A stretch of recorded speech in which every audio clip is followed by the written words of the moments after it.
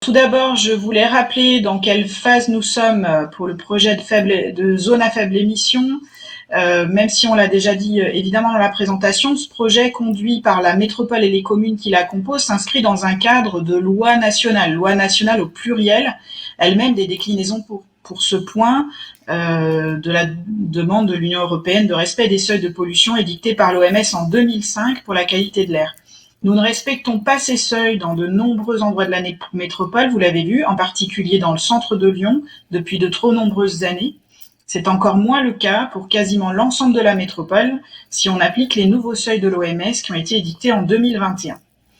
Tous les pollueurs de l'air sont visés, je le précise immédiatement par souci pédagogique et de transparence. L'agriculture, l'industrie sont déjà dans les actions de réduction spécifiques et contraintes, le chauffage urbain, l'incinération, le chauffage au bois doit se rénover en même temps que les bâtiments qui doivent être isolés et les cheminées individuelles, on l'a vu aussi, à foyer ouvert qui doivent progressivement mais rapidement disparaître. Et il y a des aides pour cela, on l'a vu. Agriculture, industrie et chauffage sont les grands contributeurs de la pollution pour environ les 2/3, mais avec diverses nuances importantes selon les polluants.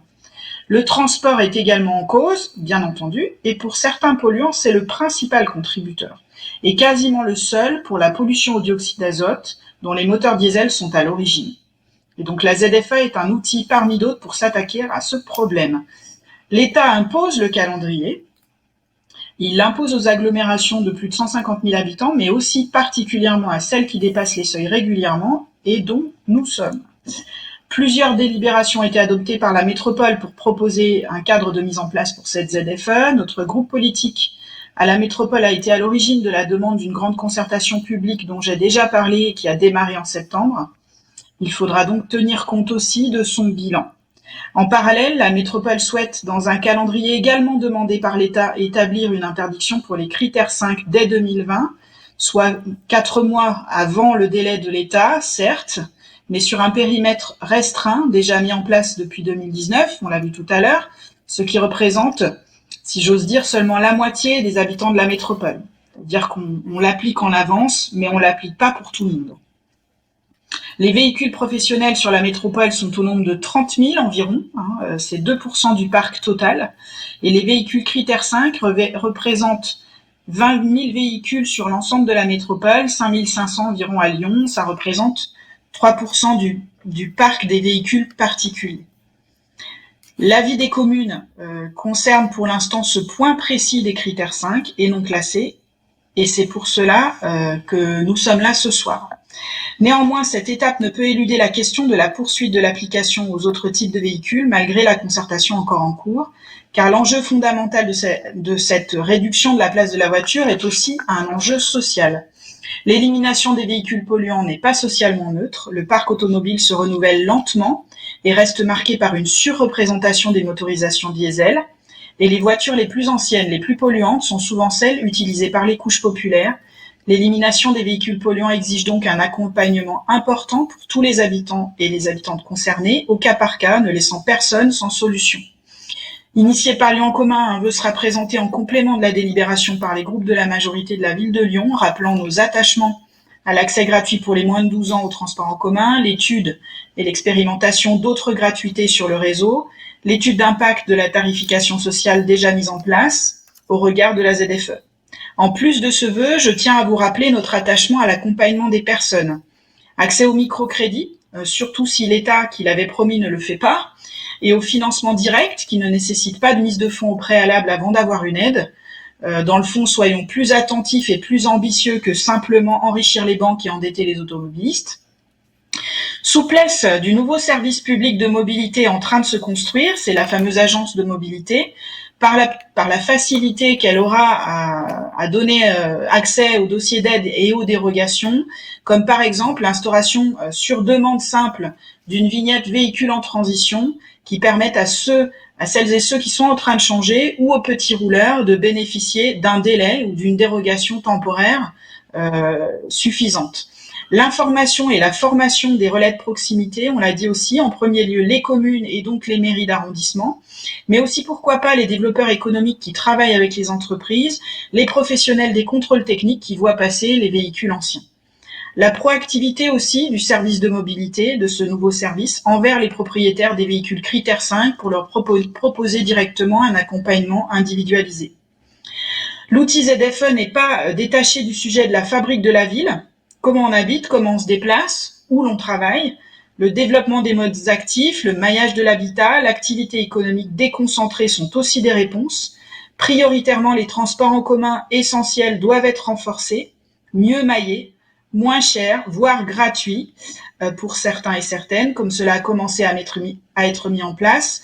Lieu en commun défend, ce n'est pas une surprise, la gratuité sur l'ensemble du réseau pour toutes et tous. Nous devons étudier et expérimenter cette possibilité en commençant par les jours de pic, par les jours de pic de pollution, par exemple. D'autres métropoles le font, pourquoi pas nous? Lieu en commun continue de plaider la gratuité dans une logique de transition et de justice sociale, en évaluant l'impact des tarifications sociales et solidaires, en proposant des améliorations, en expérimentant la gratuité des transports en commun pour les moins de 12 ans. Allons-y, essayons-le, en expérimentant et en évaluant des gratuités ciblées qui permettraient un report modal depuis la voiture, en particulier à destination des personnes à revenus modestes ou non éligibles à la tarification sociale et solidaire. J'ajouterais aussi l'accompagnement à la pratique du vélo comme autre élément important, au-delà des prêts qu'on a vus pour les plus jeunes, mais aussi pour les adultes qui ont besoin déjà de repratiquer le vélo, ou même, c'est ressorti dans les réunions publiques, la pratique des transports en commun, avec le fait aussi que certaines personnes ne savent pas finalement très bien prendre les transports, ont peur de se déplacer sur un certain nombre de trajets et souhaitent avoir des accompagnements pour ça. Une ZFE est déjà mise en place pour les pros, donc jusqu'au critère 3 inclus. Les aides de la métropole viennent d'être revues pour être plus lisibles et efficaces pour ces professionnels, avec des systèmes de dérogation également plus adaptés, en particulier pour les commerçants, les TPE et les PME.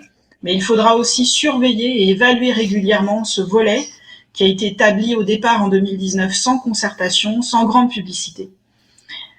Et du coup avec des aides qui étaient jusqu'ici inefficaces.